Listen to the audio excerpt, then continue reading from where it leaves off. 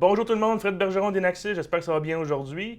Dans ce tutoriel, aujourd'hui, on va vous montrer comment créer des fils d'événements et les assigner à des nouveaux rapports d'événements. En fait, on a déjà utilisé des filtres dans différentes vidéos qu'on a fait, mais là, c'est spécialement parce qu'on a eu la demande de certains clients de le faire, en fait, pour les aider à la création de rapports. En fait, on va vous montrer comment créer les filtres.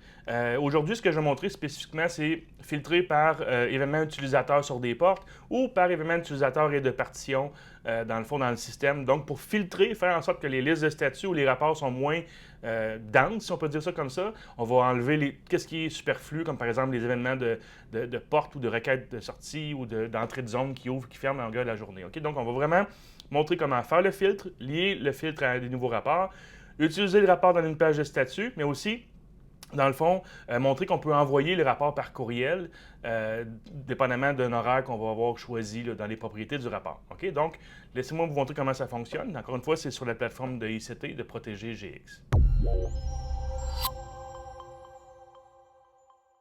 Parfait. Donc, ici, à partir de la section événements, on va être dans les filtres d'événements.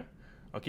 Comme vous allez voir ici, on en a déjà 3 de créés. En fait, ce que j'ai fait, dans la section type d'événements, on va décocher cette option-là par défaut, parce que par défaut, un fil d'événements inclut tous les événements du système.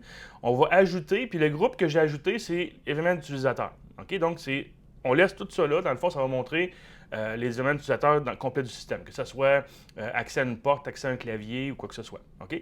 Ensuite de ça, dans la section des registres, on a ajouté un filtre, dans le fond, qui est la porte d'entrée principale. OK? J'ai fait la même chose pour la porte d'entrée des employés. Puis ensuite de ça, ce qu'on a fait, on a créé un filtre avec les événements d'utilisateurs et de partition. Donc, on a ajouté les deux groupes au complet. Mais dans la section des registres ici, j'ai mis la partition bureau puis entrepôt. OK?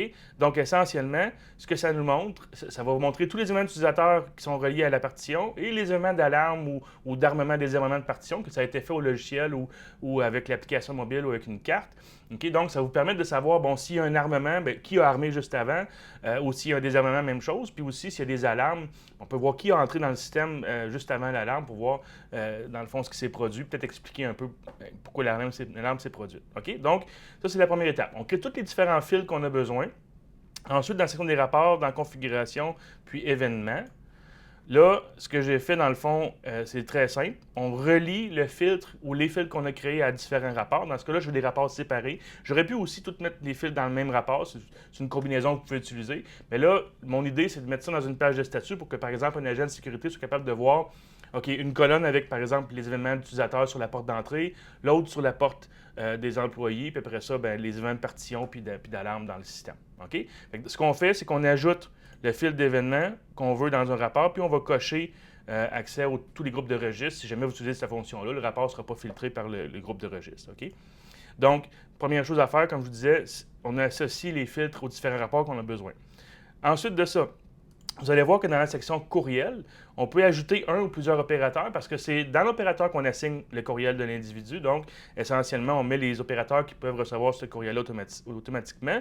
Et puis, j'ai choisi, on active cette option-là ici, j'ai choisi le type XLS, dans le fond, parce que j'aime pouvoir faire un ordre, en fait, ou simplement modifier la largeur des colonnes et tout ça après. OK? Fait que dans l'exemple ici, vous allez voir qu'à tous les dimanches, le système va envoyer tous les événements reliés à ce rapport-là, à ce filtre-là, qui ont été plutôt sauvegardés dans la base de données depuis la dernière fois que le rapport a été envoyé par courriel. Donc, si c'est à tous les dimanches, le rapport va contenir seulement que les événements des 7 derniers jours, en fait, depuis la dernière fois qu'on a eu le rapport automatiquement. OK? Fait que j'ai fait la même chose pour mes 3 rapports ici. OK? Donc, ça, c'est une façon de faire qui est automatisée. Vous n'avez pas besoin d'exécuter le rapport à toutes les semaines. Les récipients ou les destinataires, plutôt, vont recevoir le courriel, en fait, à toutes les semaines avec les événements qu'ils ont besoin pour utiliser ou pour enquêter, disons, ce qui s'est passé dans le système. OK? Alors, ça, c'était comment créer un rapport, comment l'envoyer par courriel. Dernière chose que je vais vous montrer, en fait, on peut se créer une page de surveillance ici, donc une page de statut. Dans le fond, si on choisit ça ici, comme ça. Alors, on a créé 3 colonnes. Le type d'événement, en fait, ça va être fenêtre d'événement. Ensuite, le registre, c'est le rapport qu'on a créé. Fait qu'on a eu, en fait, c'est le même type, là, mais dans le fond, avec les 3 rapports qu'on a créés plus tôt. Puis ce que ça donne comme résultat, si on exécute cette page-là, vous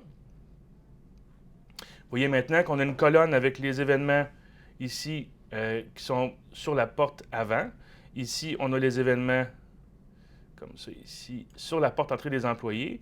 Puis dans cette colonne-là, je m'excuse, mon écran est un peu petit, mais dans le fond, dans cette colonne-là, on a les événements d'armement, les événements de partition et utilisateurs qui sont reliés aux partitions. OK? Fait que on le voit ici, par exemple, que le monsieur a armé, en fait, avec le lecteur de carte. OK?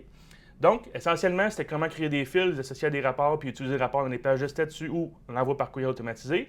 J'espère que vous avez aimé. Encore une fois, n'oubliez pas d'aimer les vidéos, de souscrire à notre canal pour avoir une notification. Et puis, si vous avez besoin d'aide au niveau support ou pré-vente, il faut aller sur le site d'Inaxis.com. Encore une fois, Fred Bergeron d'Inaxis, j'espère que vous avez apprécié. On se voit bientôt.